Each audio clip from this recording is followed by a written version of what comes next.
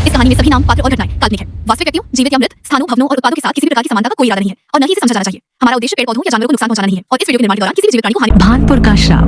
एक डरावनी कहानी। रात के लगभग 10 बजे का समय था। हल्की हल्की ठंडी हवा चल रही थी।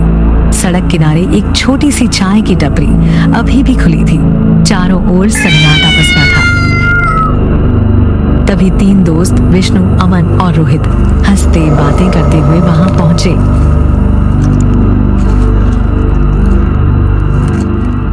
अमन, अंकल 3 गर्मा गर्म चाय लगा दो। अभी लाया बेटा।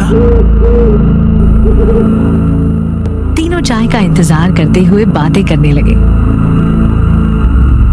अरे यार, रोज वही कॉलेज और काम की बातें। आज कोई भूतों वाली कहानी सुना।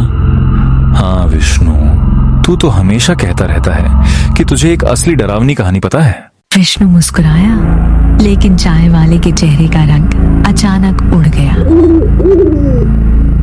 बेटा, रात में भूत प्रेत की बातें मत किया करो। क्यों अंकल, क्या सच में डर लगता है? डर मुझे नहीं, लेकिन कुछ जगहों की कहानियां सुनने के बाद लोग चैन से घर नहीं पहुंचते। तीनों जोर से हंस पड़े। अंकल, ऐसा कुछ नहीं होता। चाय वाला चाय रखते हुए बोला, ठीक है, लेकिन बाद में मत कहना कि मैंने चेतावनी नहीं दी थी। विष्णु ने गहरी सांस ली और कहानी शुरू की। भानपुर, एक ऐसा गांव जो आज भी जिंदा होकर भी मरा हुआ है। बहुत साल पहले एक गांव था, भानपुर। भानपुर किसी स्वर्ग से कम नहीं था।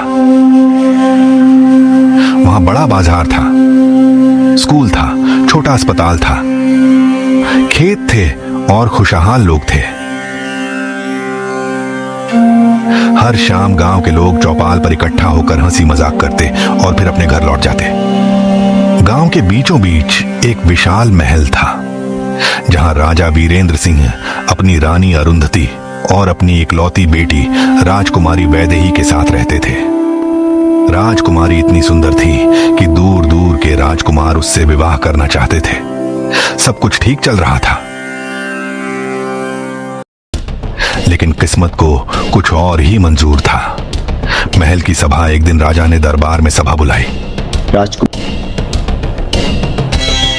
राजकुमारी के विवाह का समय आ गया है। पहले एक विशाल यज्ञ कराया जाए। महाराज, जैसा आपका आदेश। देश भर से बड़े बड़े ऋषि मुनियों को बुलाया गया। महल में भव्य यज्ञ शुरू हुआ। कई घंटों तक पूजा चलती रही। यज्ञ समाप्त होने के बाद राजा ने सभी मुनियों का सम्मान किया, उन्हें भोजन कराया और दक्षिणा देकर विदा करने लगे।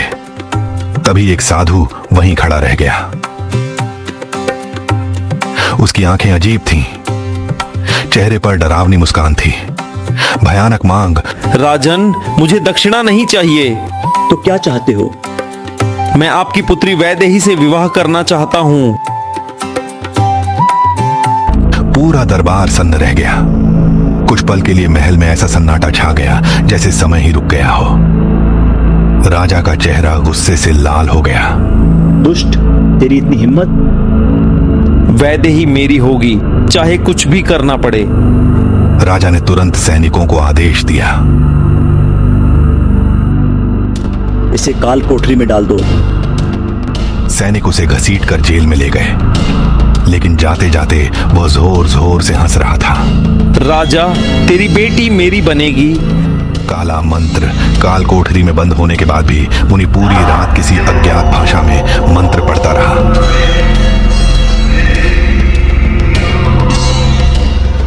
अगली सुबह राजा उसे देखने गया। मुनि की आंखें बंद थीं। वह लगातार मंत्र जप रहा था। राजा बिना कुछ बोले वापस लौट आया। उसी समय महल में चीख सुनाई दी। राजकुमारी वैदेही पागलों की तरह चिल्ला रही थी। मैं उसी मुनि से विवाह करूंगी। अगर नहीं हुआ तो मैं मर जाऊंगी। मैं उसी मुनि से विवाह करूंगी। राजा और रानी स्तब्ध रह गए। कुछ देर पहले तक सामान्य रहने वाली राजकुमारी अचानक ऐसा कैसे बोल सकती थी? तभी राजा को काल कोठरी में बैठे मुनि के मंत्र याद आए। मौत और श्राप। राजा ने तुरंत सेनापति को बुलाया। उस दुष्ट को अभी मार डालो। सेनापति सैनिकों के साथ काल कोठरी पहुंचा। मुनि पहले से ही मुस्कुरा रहा था, जैसे उसे सब पता हो। मरने से पहले उसने जोर से कहा, राजा, तूने मुझे मारा है, लेकिन मेरा श्राप इस पूरे गांव को निगल जाएगा। उसकी आवाज पूरी काल कोठरी में गूंज उठी। आज के बाद भानपुर में कोई चैन से नहीं जी पाएगा। रात होते ही मौत हर घर का दरवाजा खटखटाएगी। बच्चों की चीखें हवाओं में गूंजेंगी और जो भी इस गांव में रहेगा वह कभी सूर्योदय नहीं देख पाएगा। इतना कहकर वह भयानक हंसी हंसने लगा। अगले ही पल सैनिकों ने उसकी गर्दन काट दी, लेकिन मरने के बाद भी उसकी हंसी महल की दीवारों में गूंजती रही।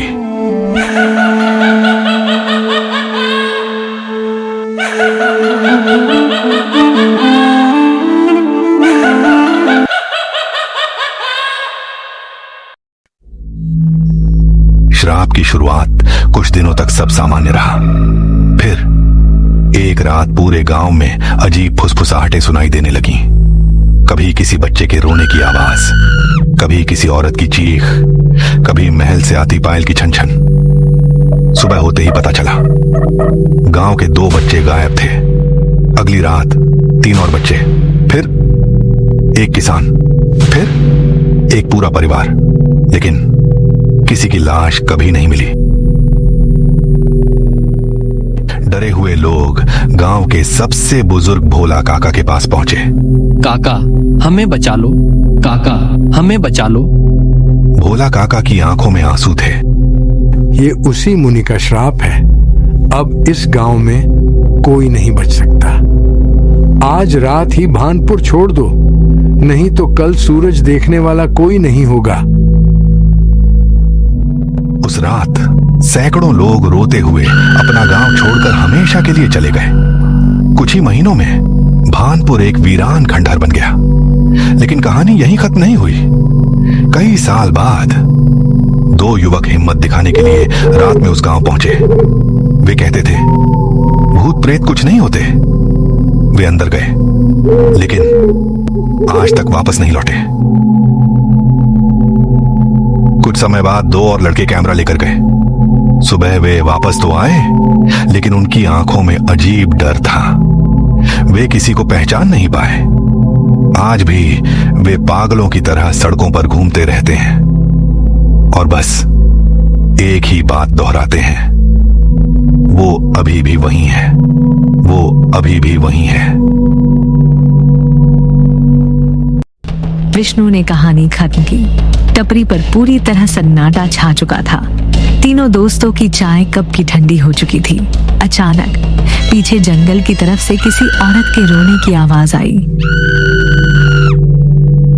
तीनों ने धीरे धीरे पीछे मुड़कर देखा, लेकिन वहां कोई नहीं था। चाय वाला कांपती आवाज में बोला, मैंने कहा था रात में भानपुर की कहानी मत सुनना। तभी टपरी के बाहर लगी पीली लाइट अपने आप टिमटिमाने लगी। टिक टिक टिक, और अचानक पूरी लाइट बुझ गई। घुप अंधेरे में किसी ने बहुत धीमी आवाज में कहा, मैं आज भी भानपुर में तुम्हारा इंतजार कर रहा हूँ। उसके बाद तीनों दोस्तों की जोरदार चीख पूरे सुनसान रास्ते में गूंज उठी। और उस रात के बाद किसी ने उन्हें फिर कभी उस चाय की टपरी पर नहीं देखा। समाप्त।